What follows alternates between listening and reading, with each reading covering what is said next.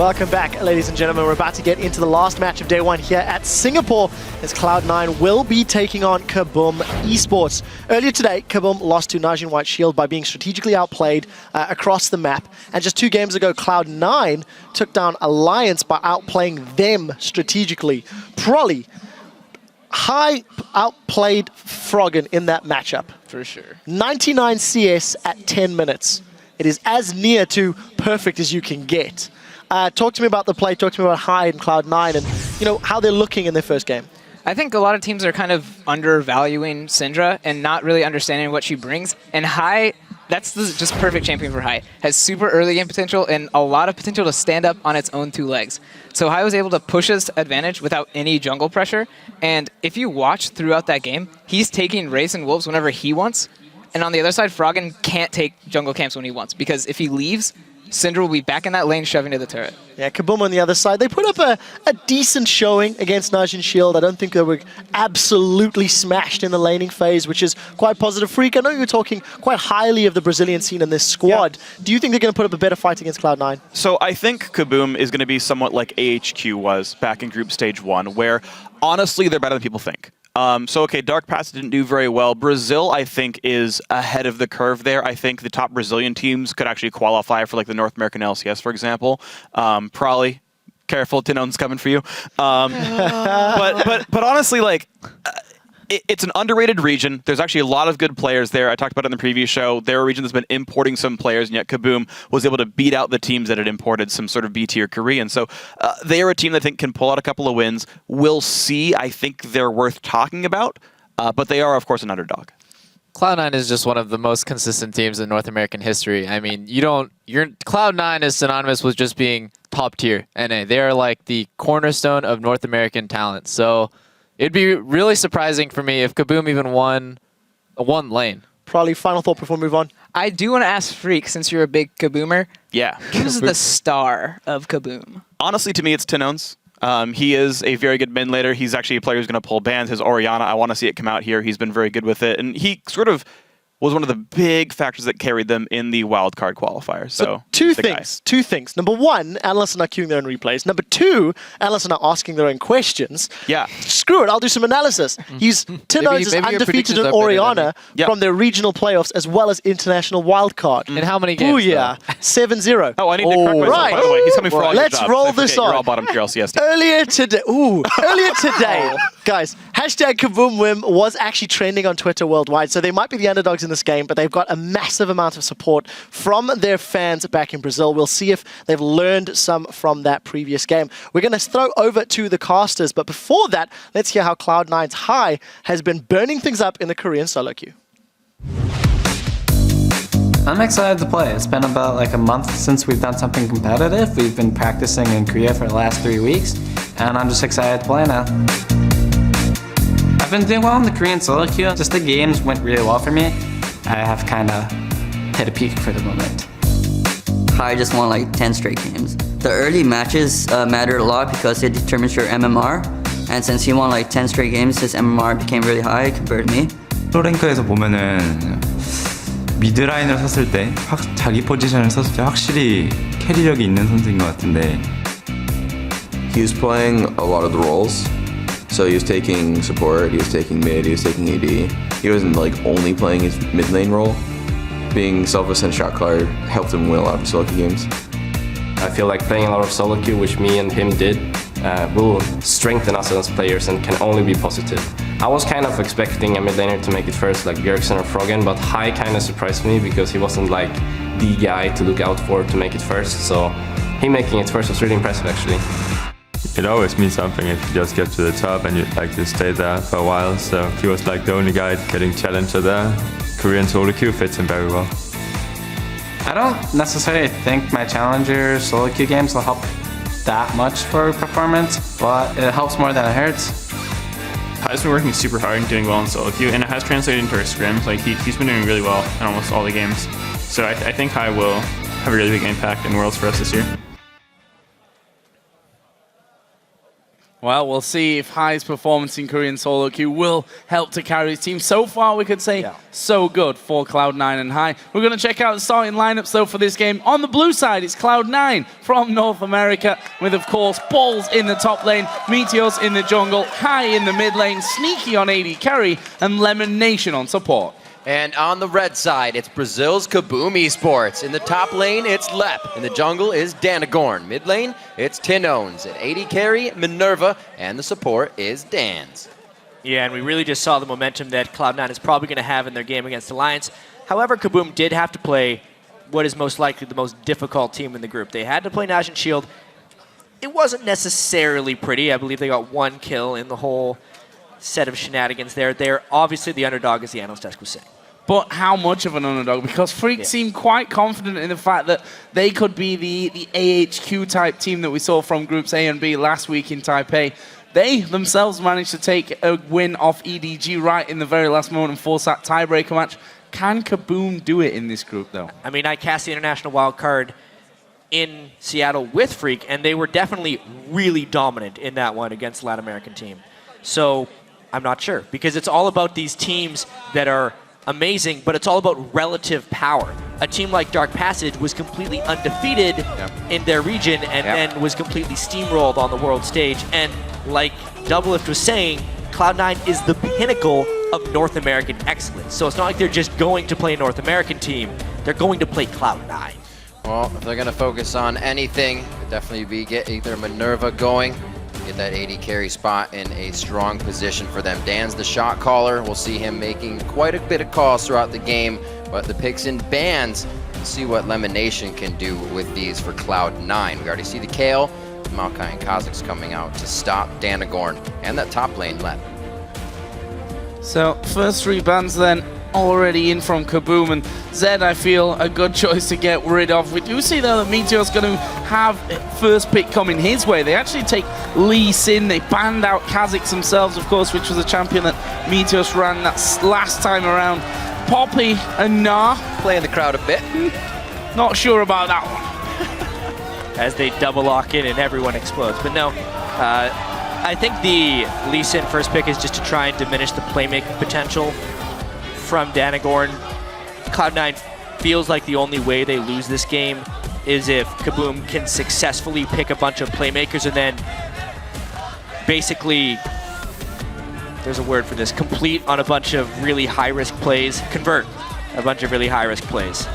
Danagorn looking to lock in that Vi. We did see that come in the regionals for him. That's a pretty sufficient ganks pre-6 before getting that ultimate in. He is a very aggressive jungler. Looks like they'll actually leave that one away since they see the Lee Sin already. Take the Thresh and Lucian for the wife steal lane.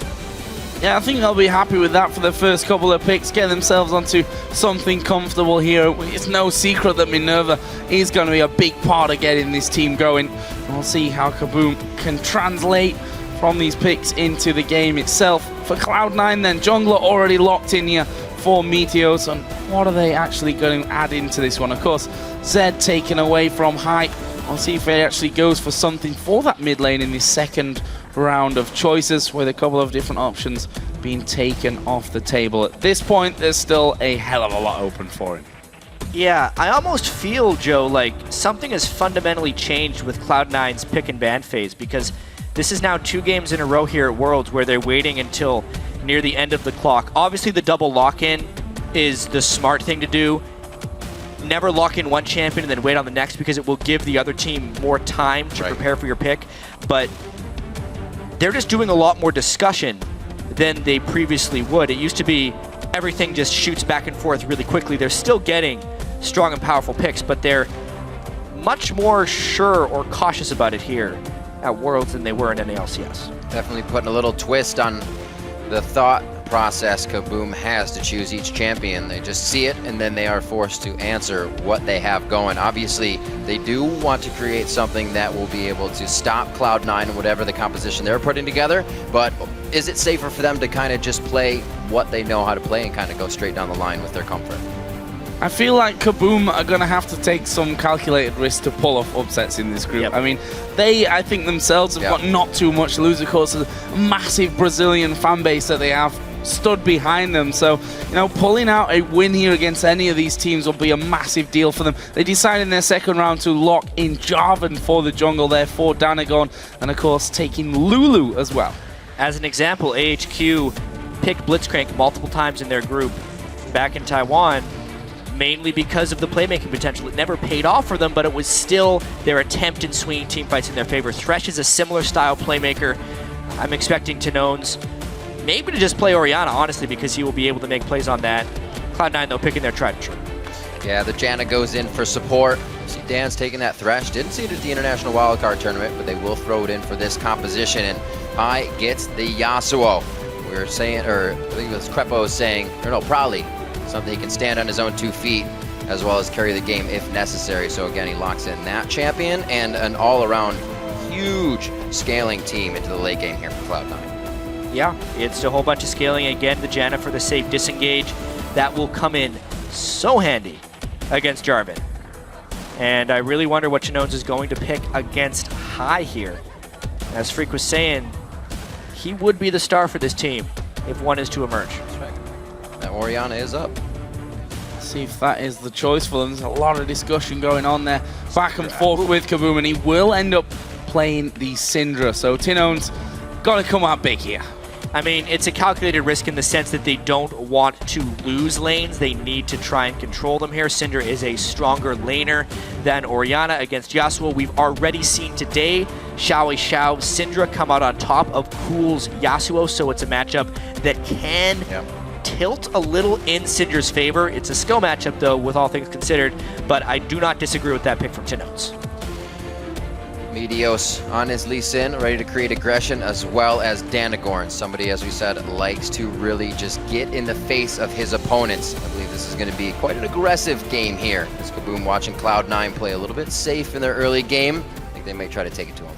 Yeah, and that's a somewhat of a, I don't know if you can really call it an advantage because it's called Cloud9. We'll have seen KaBuM play earlier on as well, but taking those risks, try and set up something a little bit different, something a little bit, surprising from Cloud9's side of things, and try and just throw them off a strong-paced early game, which will, of course, play into KaBuM's hands. The question is whether they can translate, even if they pull off something amazing at the start of the game, whether they can actually follow that through and turn that big play early on into a win. That's a difficult thing against these teams that have so much experience. So much of it will have to be with Danagorn's jungle Jarvan, and basically Meteos' ability to neutralize him in the early game. Meteos is coming from a place where he has so much trust in his lanes that the only way they really lose is if Danagorn swings them, so he basically just has to turn himself on to shutting that down.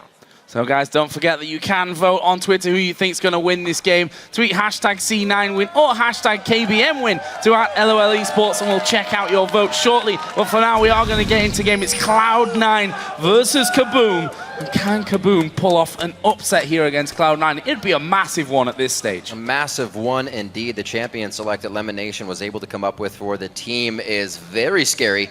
Like we said, that's scaling into the late game, so Cloud9 can pretty much play any game they want with this one. And while I said there's nothing for KaBuM to lose in this one, which I really think is true, from Cloud9's side, this is the win on paper that or the game that they'll have been looking at on paper to say, okay, that's a win and that's a win. Those are the games that could really mean that a tiebreaker happens, or you get edged out of first or second position if you end up slipping up in these, David and Goliath matches.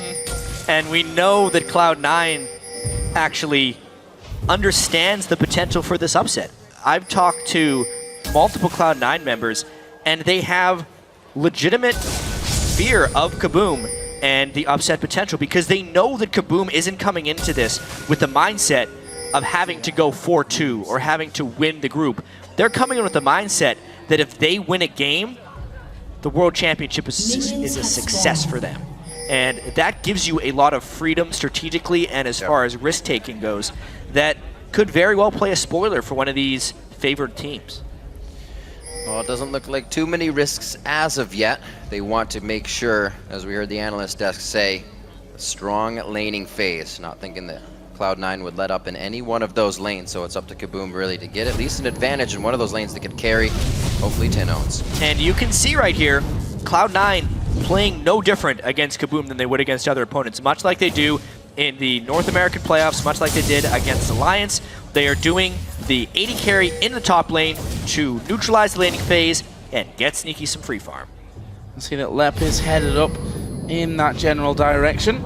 Elimination just going to force him away completely. Says, right, shield on myself, do that extra damage. Danz is going to come up to join Lep, so that will leave us with the 2v2 on that top side, and also means, of course, that there's a bit of free farm down the bottom lane for Minerva on Lucian. I wonder if that free farm is going to turn into a fast push. The freeze has been broken for him. He can't turn this into an extended 1v0 without getting some turret damage down, and it will actually mean that Balls can pivot down to that bottom lane very easily and pick up a bunch of farm.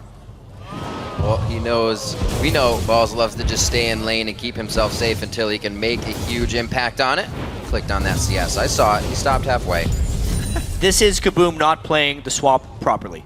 It's something that requires a lot of practice. You have to be able to get good reads early on. You have to play wards early on in the game. But the fact that Minerva was in a lane all by himself without support health, and he did not set up a proper freeze, means Balls can very easily go in there and get farm.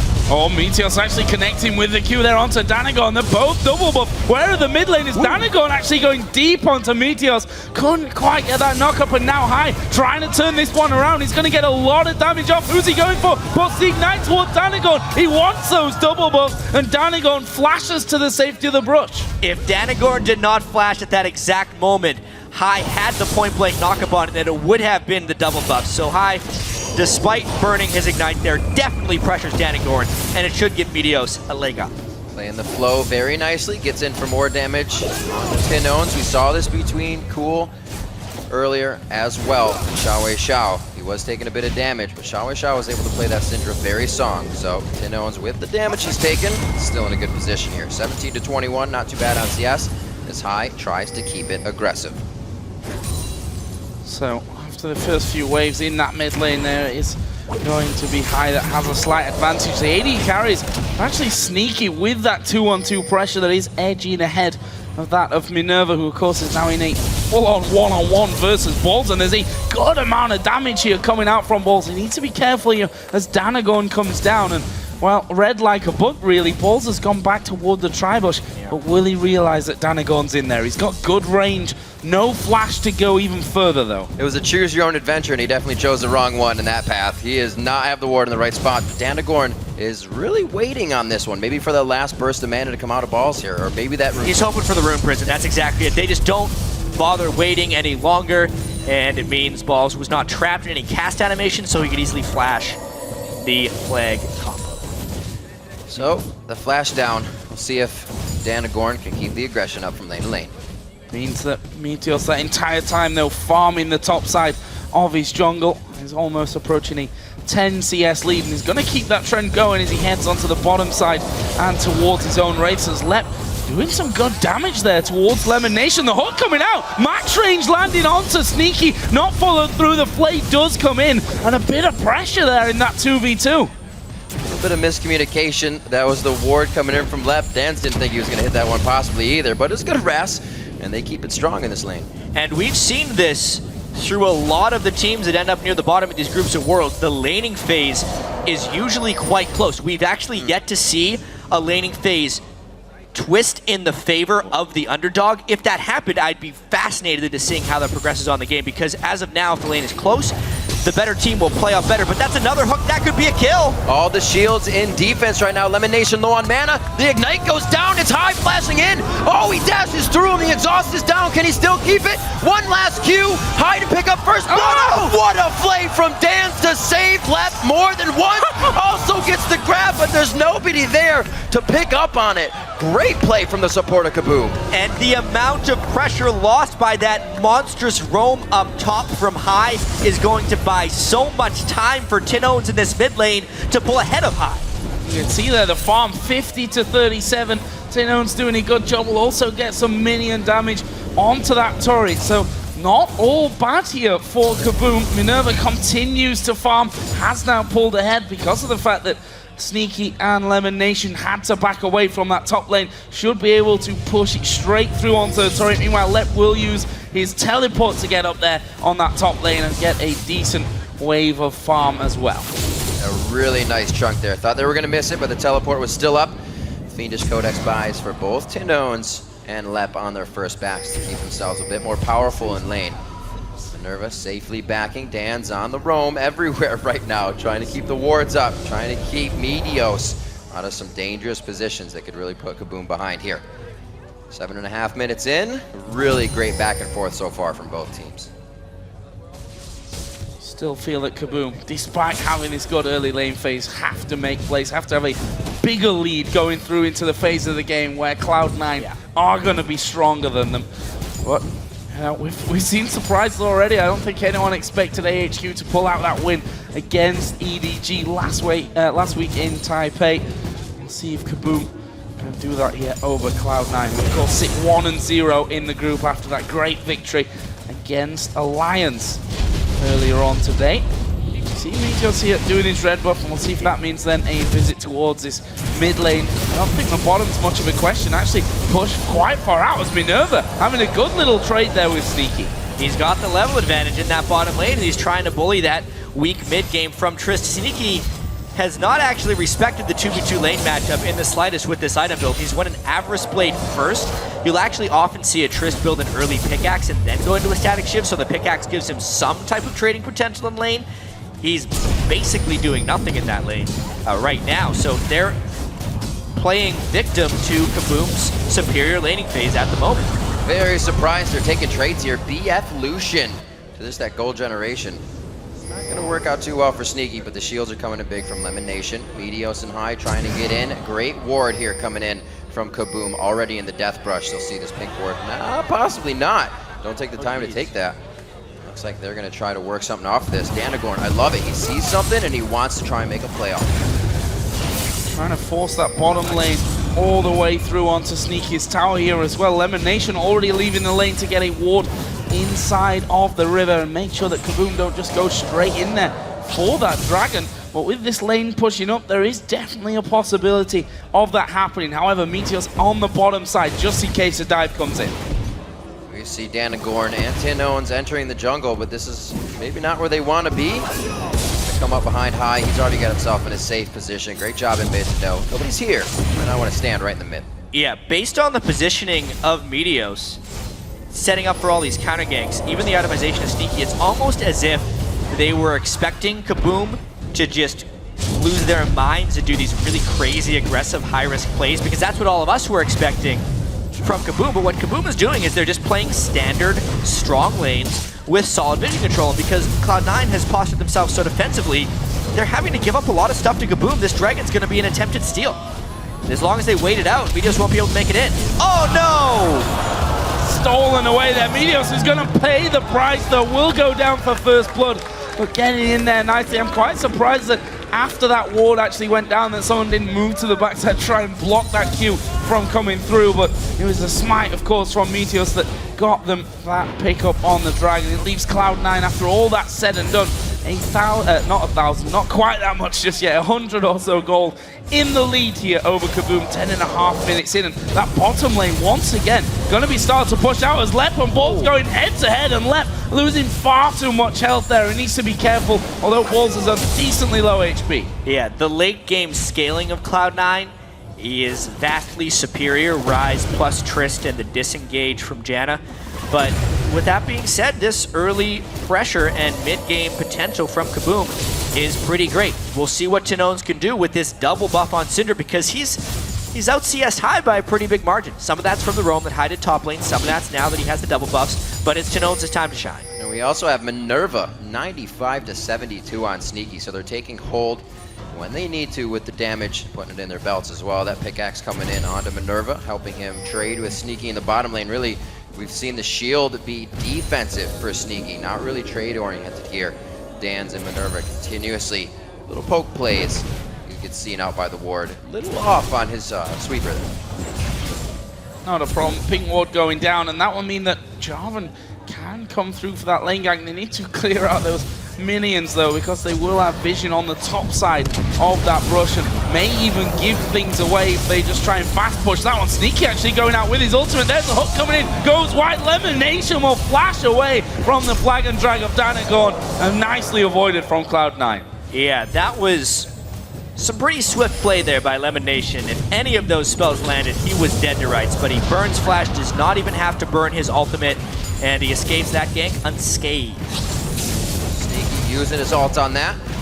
Seems like he'll feel safe in lane still with Lemon. They get that pink word cleared out of their forward brush, and they were able to regain control. Some kind of damage they can put on this. Oh, a little bit of miscommunication.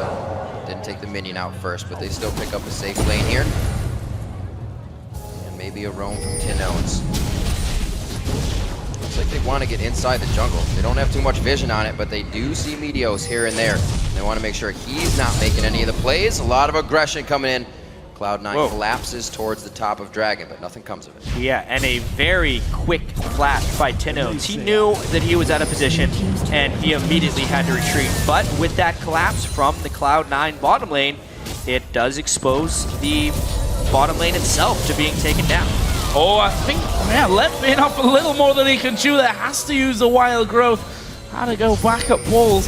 And will just pop straight through those pots, get himself healthy once again. Meanwhile, the bottom lane, he's still pushing here. Minerva might have gone a little bit too far into this one. Gives a blast back. We did have Danagon waiting inside of the brush, but Meteos and High both coming around. The point blank Q actually missing there, and Danagon will just slide over the wall to freedom.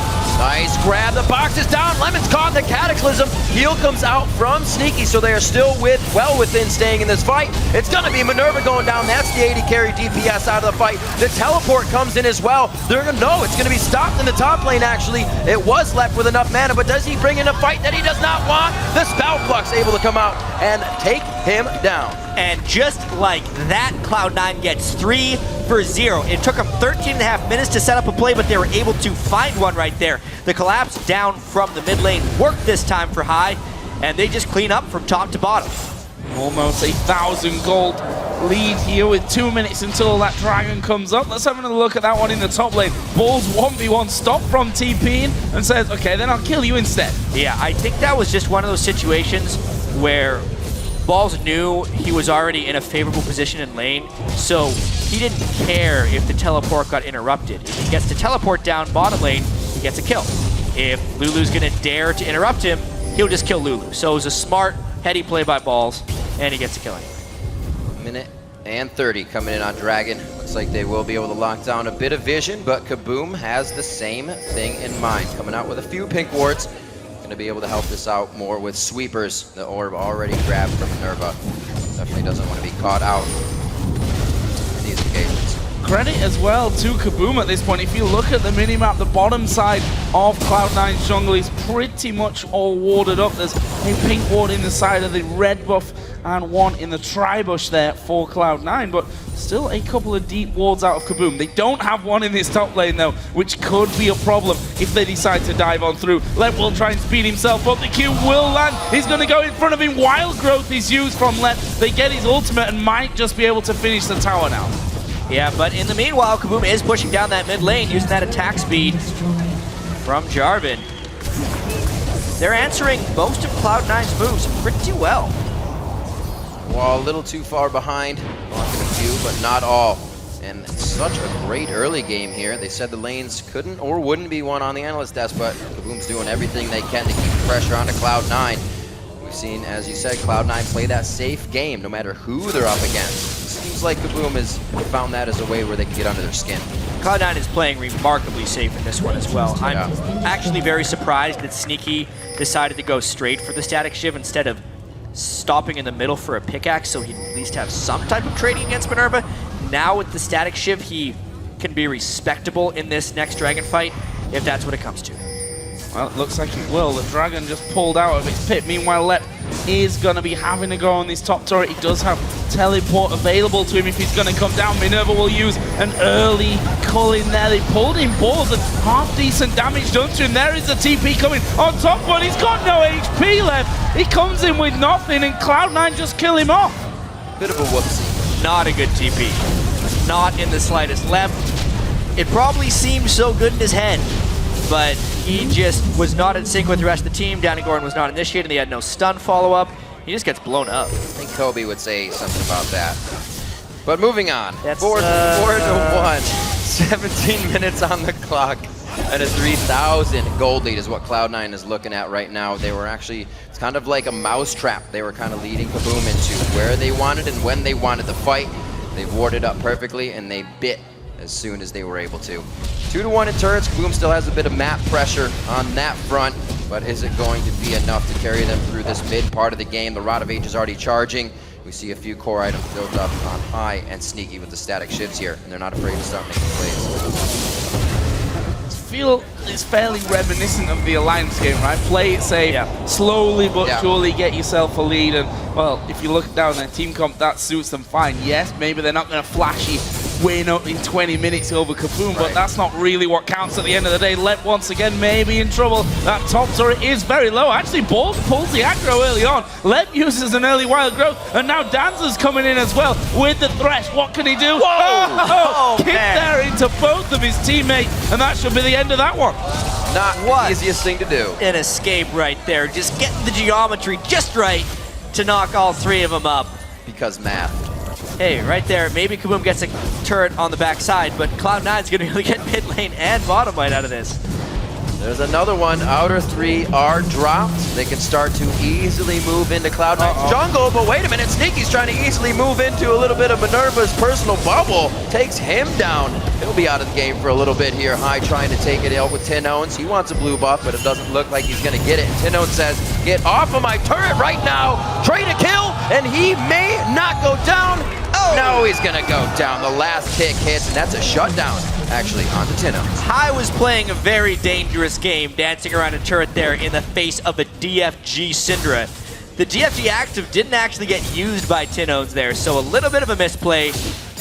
Luckily for High, he still picked up the kill, despite getting a little bit nuts. And I think why not trying to look in there, maybe something risky here to just edge him out. Speaking of edging out, we've seen Balls just bring that farm back in the top lane. Of course, sat on 1-0-0 after that solo kill onto Lep just a little bit earlier on. And had that tier stacking up for a good while now, and he's going to be picking up that Archangels pretty soon. And that's that fight once again in mid, and you see that Tinone's actually lost vision of High there for a moment. Yeah, well, he hit him with the ultimate real easy. The wind wall blocked so much, but then High ran out of his duration. Of course, Tinone's is just going to ult his face at that point. He figured he'd get a 1-for-1 trade. That's the best he could get once his wind wall had fallen. Not really sure what High's play there outside of hoping to trade a kill. Nobody gets a blue buff. Well, he's got it back anyways as he comes back in the lane. Tinone's still happy with that situation. 20 minutes on the clock, and it looks like Cloud9 starts to gather in the mid lane as they want to start cracking down on this pressure. That mid turret, about 5% HP left. They have a little bit of work to do, but the whole team of KaBuM says, not this one, not right now. Couple of wards cleared out, the hook coming through from Dance. They had vision of that one thanks to the ward over the side. The Q lands, but no follow, but there's the knockup onto Tinone's High. Gonna go in for this one. He himself will get next knocked up, but Sneaky coming around the side as well. Danny Gordon will throw down his cataclysm, but Sneaky just knocks him back through the back wall, and that is a 2-for-0. This tower's going down now. That was some exquisite Yasuo play. Right into the wind wall, flew that Cinder ultimate, and that is how you play the matchup. High destroying right there for Tinones, and the rest of Cloud9 following up just right. And there was one person missing from that as well. This guy in the top lane still pushing by himself. The split push working out quite well, and with how big High is getting, they'll probably be able to do this in every lane quite soon to start spreading KaBuM's thin.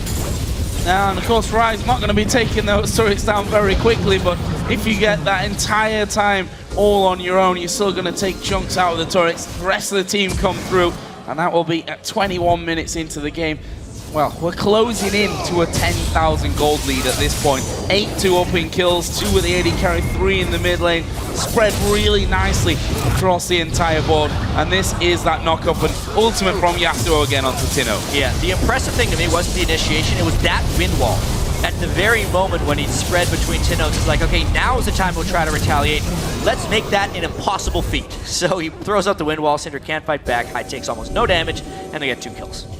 Something you can't take away from KaBuM, the strong individual play, but you see the separation when it gets to the team fights, the coordination that the teams outside of their realm of play just start bringing to the table. It's too much for them to handle. KaBuM trying to set something up here, but can they pull it off in the end? Cloud9 just push the minion wave through and say, nah, you're going to be hiding around that corner. Let's not fight that one. Ward goes over the top, and that will spot pretty much the entire KaBuM team just waiting over the side. Just half a minute until the next dragon comes into play. Cloud9 already set up nicely, clearing out those wards as they come down. And there is the Q actually landing towards Lucian, but he's high that's going on to Danagorn here in the middle, and he's taken a lot of damage already. A late Wild Growth will save him, but that pretty much just guarantees the dragon now. Yeah, Cloud9 still playing to a level of safety and caution, but they're turning up their aggression ever so slightly the larger their lead grows. This is only 22 minutes in, but they have assumed control. With the safety we've seen lately from Meteos, the rest of the team, it's really been High the one to start going in hard on these fights. Yasuo allows them to do that a little bit stronger. They're going to go ahead and pick up another dragon within this game, all of them, for that fact. It looks like they are happy to head back right now, take their time, get back into this one. Great warding all around right now. Pink wards are already out. We'll probably see Cloud9 start to move those up as they disappear from their side of the map. 23 minutes in right now, 8-2. Seems like they started to pretty much just clamp down with the strategy. And Balls might even feel comfortable enough to go full on into Minerva at this point. That Archangel, Rod of Ages, and not often we see Rise being able to split push so effectively, but certainly pulling it off this game. KaBuM, you know, unable to really answer him this far up into the game. You see the wards on the bottom side of KaBuM's jungle put down by Cloud9. They're even going to be clearing out now over towards the dragon side, and they've sent Minerva to try and deal on that bottom side of the map with Balls, but, well, if he's then pushed away from the tower, he can just TP over towards the Baron or wherever else Cloud9 might be pushing. Cloud9 really holds all the cards in this matchup, and it just, means they can catch people in the jungle. Big hit onto Dance, throws down the box, the disengage, but they know they have what they want. This is almost exactly what happened in their fight earlier. Not a kill's going to come out of this, but all the pressure that they need to make something happen will. Yeah, I mean, they get people so low here, they're thinking they could just do the Baron. They were expecting KaBuM to try and check, but when they realized how cautious they were, they're just going to start dealing with two men. That is a Scrying Orb, though, that will spot them. Minerva's pickup. Waiting off to the side. Actually, stun comes in onto Balls here, but sneaky off to the side, able to put some damage back. Dan's even stepping forward there, maybe looking for a hook, but Cloud9 already backed away from that one. You feel like this game really teetering on a knife edge here, where Cloud9, if they get that chance to just nip over and finish off the Baron, or KaBuM can actually get in there quick enough. The Scrying Orb, a vital pickup at this stage, because they just can't keep up with the vision war on that side of the map. No, they're falling so far behind. And one thing that happens when you do Force Sweeper and a Scrying Orb as well is because you're dropping off trinkets, you actually just have to place more purchased wards. They have the double side stone, which should aid in that, but it's just not necessarily keeping up with what Cloud9 is doing. Danagorn uses everything to get in. That's a pretty headstrong clear he's got himself going into there. It is going to be, the Lantern gets stopped, but he is able to put his left foot out and do the hokey pokey. Gets out on that, and he gets himself to safety. 26 minutes coming up on the clock. Looking grim for this Baron for KaBuM. It looks like Cloud9 wants to throw themselves into this. Just base check and brush right now. You can see how confident Balls is, how far ahead he is right now. Level 14, and it's just about the highest in the game besides Sandoz. It's actually just recalling there. There's a wind wall coming down. Will stop most of the culling. Leaves minions still alive underneath the tower, and Cloud9 just walking in for that one. Will take another inner turret. Leaves just the base left alive now for KaBuM. That 10,000 gold lead is just moments away, you feel, for Cloud9. There's Lep spotted by Meteos. And if you look at the minimap as well, it's pretty much all blue at this stage. Only really got that Scrying Orb to work with, which is going to be coming off cooldown, and will probably get forced into being used in just a moment. Meteos actually waiting off to the side here. This is if he can get in for a cheeky little pick. Cloud9 definitely not letting off the gas here. KaBuM is hoping to get some type of pick with that Deathfire Grasp onto Tinones. Just one kill to hopefully create more of an advantage, but it's the other way around here. Cloud9 is definitely the ones dictating because you don't actually get catches without vision control. That's where it all begins. Cloud9 holds all that. And it's hard. You have High initiating as well with the Guardian Angel. Their catches gonna be for naught if they use everything onto him, and High can really force that to happen. Goes into the minions. He's gonna get his Qs here. Might just initiate his own fight, but they are using this to push the team back left just on the outside. Hiding behind his wind wall there, they managed to catch out Danagon, he will go down. There's a 3-man ultimate coming out from High. Good stun back though. Guardian Angel will bring High back to life. The hook comes through, actually hits Lemon Nation. I don't think that was the intended target. He was trying to time High's regen, and that will be one man down on either side. Hey, they got a kill, still counts, but now Cloud9 is trying to push on. Sneaky is a monster. Oh, Sneaky indeed, tearing through the base by himself, looking for Lep. Gets his reset to jump out of this one. Lep's doing everything he can. He just wants to kill. Whimsy speed up. Will he be able to lock it down? Meteor says, eat my foot, and he's going to be out of this one. Minute left on to Dragon. That's not Baron. And it looks like they may actually just decide to walk this one out. Dragon can go to KaBuM. Cloud9 knows what they want the rest of this game. Yeah, nice stun there by Tinones to prevent that dive from becoming more painful. Obviously, High landed a pretty good stun there, and a cool little thing before that fight. Cloud9 had all 5 pink wards down on the map. Every single individual had a pink ward that was unkilled, and KaBuM had 0 of their own. But they've since pushed out, gotten one of their own down, and they're trying desperately to clear a few of Cloud9's. Utilize the time, didn't even need to scan that. Oh, check out if any green wards are down. Danagon gets another pink taken away, and some vision of his own in the back of that Baron pit. Well, Cloud9 did go back, of course, shop up from this one. No, I'm not sure that's really what Danagon really needs at this stage. They're going to take a lot of damage from this one, and actually has to wait for his flag to come up to get out of the pit. Disaster. A little bit of a whoopsie there. They're able to get him out safely, but that means their jungler is very hurt for something that Cloud9 has wanted to do for a while now, and that's Baron. They're still going to proceed with extreme caution, however. The only way Cloud9 loses this game to KaBuM is through a miraculous Baron steal or a Baron fight gone wrong, so they're going to control their expectations. They know they have 6 turrets down. They're going to make sure they have vision containment, and then they would go for Baron. With 30 minutes on the clock, Cloud9 has a 10,000 gold lead, one of the biggest they've had here coming in with their 2 games. But it is meaning that they know to put their foot down, like you said, Jack, keeping that pedal to the metal, and now attempting the Baron. Lemonation on the outside for a full amount of disengage. There it is. Oh, Meteos over the wall. I thought that was going to be High as well. He gets himself back in with a safeguard, easily taken on Baron. Lemon's forced to flash. Balls now it takes the defense on trying to stop them from getting into Baron. Really slick Lee Sin play there by Meteos, jumping out to kick Danagon away and then just flying back inside the pit because Lee Sin. And then Lemon Nation aided a little bit as well to blow him back away. Danagon had no way of getting into the pit. Keeping them completely under control here. Cloud9 looking to make 0 mistakes on their way to another victory. And currently have a massive gold lead. We've just gone past the half-an-hour mark in this one. KaBuM really looking to just find anything in this game that could give them a glimmer of hope at this point. Yeah, and honestly, a Cloud9 victory here would actually mean that North America goes 4-0 on the first day of this group stage. LMQ went 2-0, Cloud9 went 2-0. Now remember, they have yet to face the Korean teams in both of the groups, so this will definitely kind of set the stage for some pretty big clashes.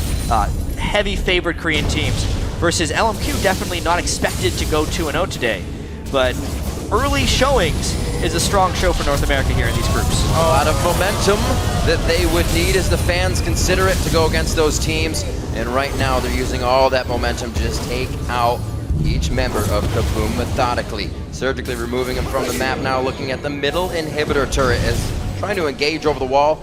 I wouldn't put it past Sneaky to be the first one hopping in.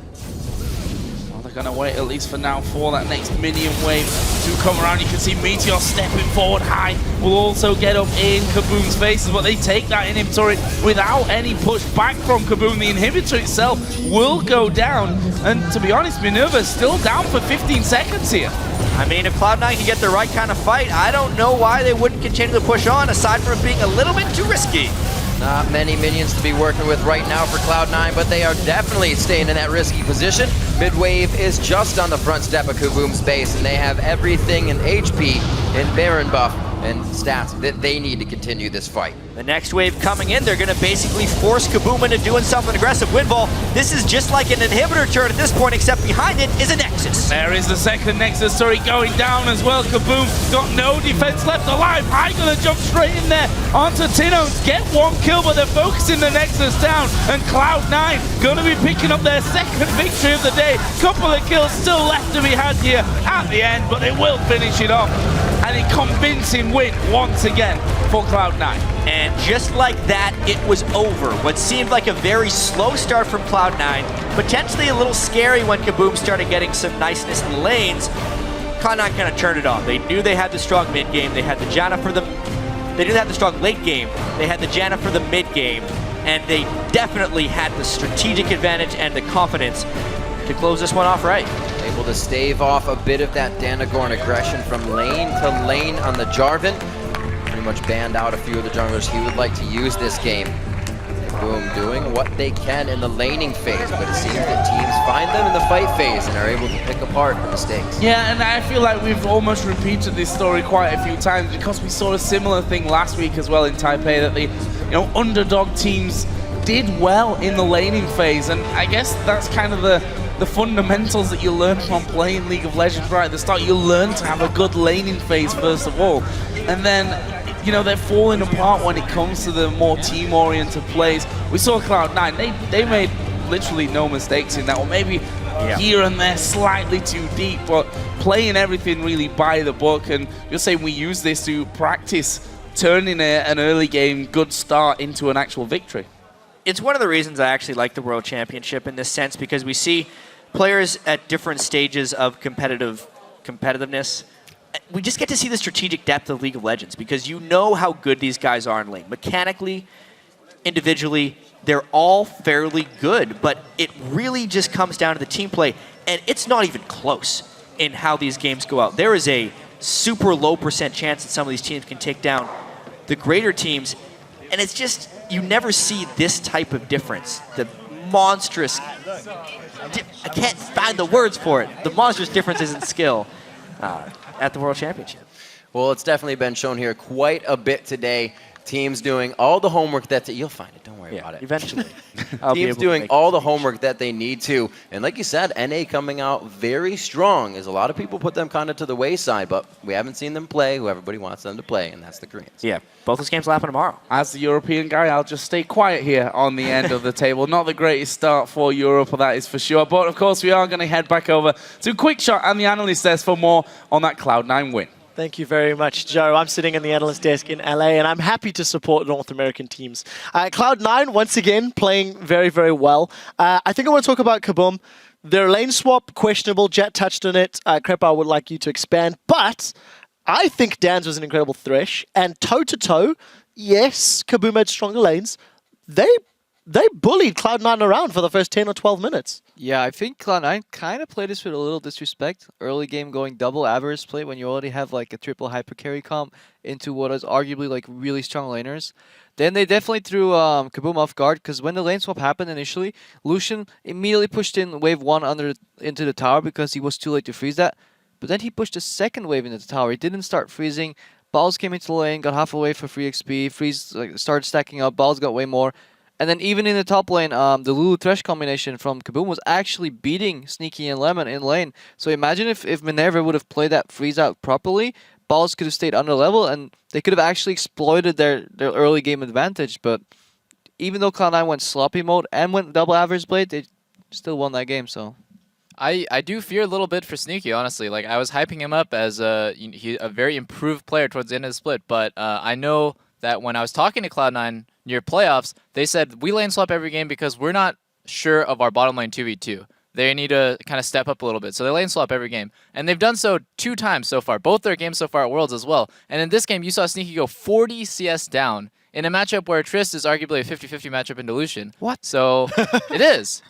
And it's mind-blowing because... It's because he built average plate, though. Yeah, the build was wrong, I agree, but you should not be 40 CS down, especially, no offense to Minerva, but he doesn't have very much competition. Sneaky has so much good AD carry competition in North America, it shouldn't go that way. I do want to quickly highlight one thing about Dan's in terms of the duo lane and maybe why the Sneaky was suffering in CS. Thresh has been picked 5 out of the 6 games today. 3 out of 3 in Group C, 2 out of 3 in Group D. I looked at the stats. In Group A, he was featured in all 13 games, including the tiebreaker. Banned 4 times, picked 9 times. Group B, only 1 game out of 12. Now, I'm going to theorize the competitiveness of the group could correlate to the number of Thresh picks, but this is something to discuss another time. Freak, let's get back to the game. Yeah, well, 2 things. So one, actually, I think there's actually a lot of good Brazilian AD carries. BRTT is a lot of guys out there who are actually very incredible.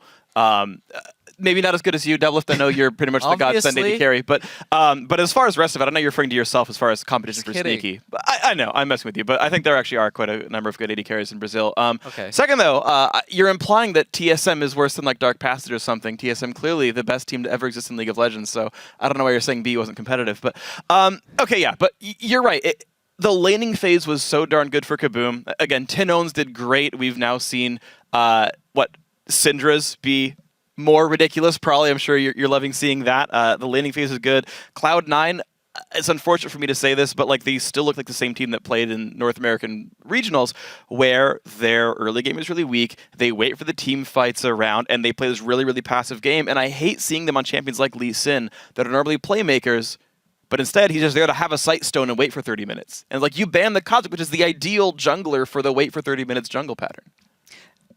Cloud9 did do one really aggressive play that kind of turned the game in their favor, which is the one clip we do have that I want to kind of run through right now, if you don't mind pulling it up right now. All right, that works for you and it doesn't work for me. We like it more. Drops so nice. The mic, walks away. So let's roll this clip right now, and we can see right now, Meteos just pushed Syndra kind of out of lane and kind of scared her. So right now, High is starting to move down, and Cloud9 just saying, get him, get him, get him. We have an advantage right now. So they're trying to get on Jarvan, but Jarvan gets out, and Lemon does a super good bait right now. Gets hooked, and watch for the Monsoon coming out. Monsoon hits right into Yasuo ulti. And this is just perfect. Lemon's just on survival mode right now, and High is just there to clean up. At this point, High is the only one that has kill potential, kind of. And he gets in there, gets his kill, and watch how C9 doesn't back off. They follow High and keep right next to him, because if they had left High, Syndra was going to be able to kill him. So I really like C9 coming together and like kind of protecting their shot caller from getting picked off at the end. And at the same time, the TP that came in was cancelled on top lane and balls as well. If you cancel my TP, I'll just take your life and simple kill top lane. That single play just turned like all the advantage that KaBuM had, all those good laning phases, just got punished because you just gave 3 kills around the map against double average plate, triple hyper carry comp. Do want to give some props to KaBuM. I think they have shown up somewhat in their first 2 games. They've got 4 more to step it up. So with 6 games complete here in Singapore, let's actually check out those standings, because I've got some more questions for this analyst desk once we get that up on screen. I want to start talking to you guys about the LCS team performances. It has been a great day for North American squads. Not so much for the European teams. Both Alliance and Fnatic really looking lost, I think, is the best way to say it. Cloud9 coming in here, doing what Cloud9 does. LMQ on the other side have really surprised everybody. A lot of players, actually every single analyst, barring Crumbs, wrote them off against OMG. Crumbs did get it wrong against Fnatic, because he did say they were going to win, despite him not being here. You can't prove that. Let's talk about the LC. I can, actually, because it's written down right here. CZ, I don't know if you can zoom in on that, but there's the predictions for absolutely everybody. Right. Now that I've proven it, let's talk about the teams. LMQ surprising us, EU disappointing us. Double lift start there. I think the biggest surprise for me, Cloud9's High, winning lane against Froggen. Not what I expected at all. Actually, Monty ranked Froggen as the #1 mid in the group, and I definitely didn't expect High to be able to out-CS him in that matchup. I think it was Xerath versus Syndra. It's just ridiculous. And the biggest surprise, obviously, LMQ, Moore and Xiao showing they're super world class. We all wrote them off except for Crumbs. God bless Xiao Xiao. I'll never lose faith in you again. Probably. Please listen to the Xiao. But yeah, going off of that, yeah, you look at Froggen and Peke, and EU's kind of brought up as their mid laners are amazing. And then look at NA coming in there, though. We're taking the good, best mids back. Yep. Probably, I can't are you disagree. part of that conversation? Yeah. Who are you? I'm a mid in NA. North American LCS mids are good? Hey, most of the time. Too soon. Most of the time. Low blow. Crepo. Yeah, all low blows aside. I just want to like point out like both of your teams seem to have a problem with like split push in general. Alliance didn't go far enough in the split push like angle. They just sent Wicked back too early. They didn't put any pressure on the sidelines with that kill. There was literally nobody on the enemy team that could stop the kill, yet they just couldn't make that happen. At the same time, Fnatic was having issues with their split push. They weren't sure like do we want to protect the AD comp? Is our AD carry split pushing? It's almost like as if this wave was stacking up on the side, and they're like, okay, like if we just ignore it long enough, it'll disappear. But eventually they had to send somebody, and then they lost all the vision control in return. So both European teams rather have issues with silent control. Yeah, same thing even happened last week when we had Candy Panda on Vayne, who was like the key win condition, and thankfully for them, TSM screwed up and won the game for SK anyway. But all the European teams have had trouble actually making split pushes work. Yeah, it's not something that has been super prolific towards the end of the summer split.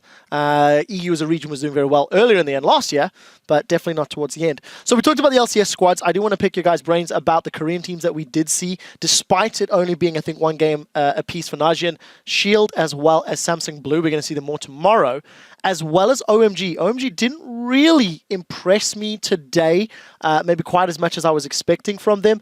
Samsung Blue and Shield, on the other hand, I think living up to the levels. Shield, Blue, do we see any weaknesses? Do we see the LCS teams being able to take games off of them? Double if you're excited. I just want to say that the LPL teams have really disappointed me. Coming in, a lot of the analysts' predictions was like, China might be the second best region, by a pretty decent margin ahead of NA and EU. But honestly, EDG, Name was like a huge disappointment from Group A. And then in Group B, I feel like Starhorn Royal Club and TSM are pretty equal. You saw that the Starhorn Royal Club started slipping, TSM won the game, and if they had won against SK, I really think that TSM would have taken the first seed in Group B. So, and then finally OMG, a really big disappointment. I just am not impressed with LPL teams. So we do actually have that graphic completed. So let's quickly pull that one up onto your screens and take a look at where these groups are shuffling themselves. Here we go. LMQ, surprising everybody, 2-0. Samsung Blue with just that one game to their name. OMG, the surprises, 0-2. Group D, it is, of course, Cloud9, 2-0. Najin White Shield, 1-1. We'll see more of those games tomorrow, but we'll keep this up as Crepo, you're going to share some more thoughts on some of the Asian squads that we're seeing. Yeah, just in general, I feel I get a trend that Rumble is involved in a lot of these upset matches. Rumble seems to be the new pick that wasn't in the metagame back when all the playoffs were happening, so he's coming up on the scene. Thresh always shows up at these world events because his kid is just so good at doing what he does, the CC and everything. So I'm wondering if the pick and ban patterns are going to change the next few days. I really think Rumble, yeah, you're right about that. It's like, these LPL teams are teamfight teams. And then Rumble is arguably the best top lane team fighter. I mean, what else do you have? Tanky tops like Lulu, Rise, like those don't compare to Rumble in a big team fight. Yeah, I agree. And I also kind of want to get back to the point that you were talking about, Double Lift with Name, where I remember back in the very, very beginning in the preview show for the very first day, we had an interview with the man, and he said he's comfortable or he's confident because he's played against these AD carries. He understands them, and he's confident because he knows he can beat those guys up. Once we see EDG again, they're going to be against Starhorn Royal Club. He knows Uzi. I think we're going to see him come back to form. Again, this is Name's first international tournament. So he's only going to kind of grow from there. I think we will see specifically EDG get better throughout the tournament. If I think they can win their quarterfinal, I think they can move on and start looking a lot more impressive, and maybe they will make that deep run we expected of them. They simply cannot afford to get any worse or stay where they are at this point in time. All right, guys, thank you for the thoughts. It is time to stealth through the brush as we prepare to jump into the action with one of my favorite segments. It is one that we call Thank You Very Much. First clip comes from Samsung Blue versus OMG, and this is Spirit grabbing first blood on Going, who is going nowhere. What was Going thinking here? Basic very much, yeah. Oh god, it was he just didn't respect the level 1 Lee Sin Rumble chase down. He's so far away from his tower. You should notice, even if you've played against a Mundo before, like it's the exact same thing. Once you get hit by a cleaver, like you'll have to burn your flash. Now, Crepo, I know you like this play. It was Fnatic versus LMQ, and you know what? Fnatic, they saw LMQ and just thought, screw it, let's go ham. Yeah, I really think they capitalized really well here because they had the vision and they know what they're doing. That bubble really seals that. The Lulu Q comes in, the combo comes in from Jarvan EQ, and basically this guarantees 3 flashes. I think LMQ was in the right spot though, but they should have just sent 2 people bottom to get that wave pushing out. But good reaction from Fnatic. Yeah, very good indeed. Next up was Cloud9 versus KaBuM. This was a pretty good, I think we'll call it a no gank Q. Beautiful kick from Lee Sin. I just love how Meteos starts scooting behind Thresh because he knows he can line up this kick. It wasn't a luck kind of thing. Yeah, one cool thing with Lee Sin as well is during the quarter-second cast time, it roots the opponent, so you have a guaranteed trajectory that you know is going to go exactly this direction. You actually can't outplay it once it starts, and so he just knocks him down like bowling pins. Today I learned, and as Jat said, because Lee Sin. All right, guys, thank you very much. The excitement in the Singapore group stage continues tomorrow with a whole lot of pressure on the LCS teams as they're going to have to prove themselves. Alliance and Cloud9 will be doing battle with Najin White Shield. We will also see if Samsung Blue can live up to the hype as they take on Fnatic and LMQ, and then OMG and KaBuM will get a chance to bounce back from today's defeats. Those matches will begin tomorrow at 11 a.m. Central European Summertime, which is 2 a.m. Pacific. That does it for day 1 here in Singapore, but we do have 3 days of matches still yet to come as we head to the quarterfinals. In the meantime, I'd like to once again thank all of our special guest analysts on the desk, as well as myself and the entire World Broadcast team. Thank you guys for watching. We will see you all tomorrow.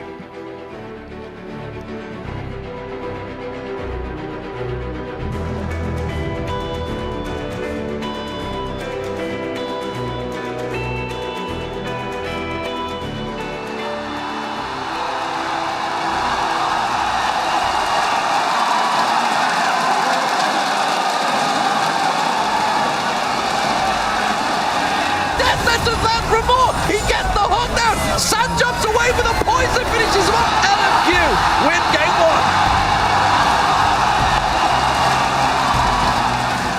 1. Okay, here goes dive. Oh, dive on the tower. Goong, is he going to have enough? The wave catches on towards Sand. The intervention isn't enough to save his life. The rocket jump away, but he will get burned out.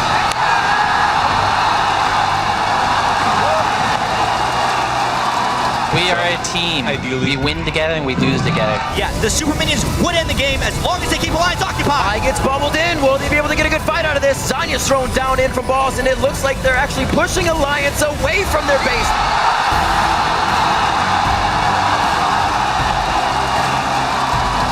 Going on towards Reckless and early wild growth, but Xiaowi's out right in the middle of them. There's the shutdown coming in, and instantly 2 men die. 3, 4. Gonna go in for this one. He himself will get next knocked up, but Sneaky coming around the side as well. Danagon will throw down his cataclysm and a convincing win for Cloud9.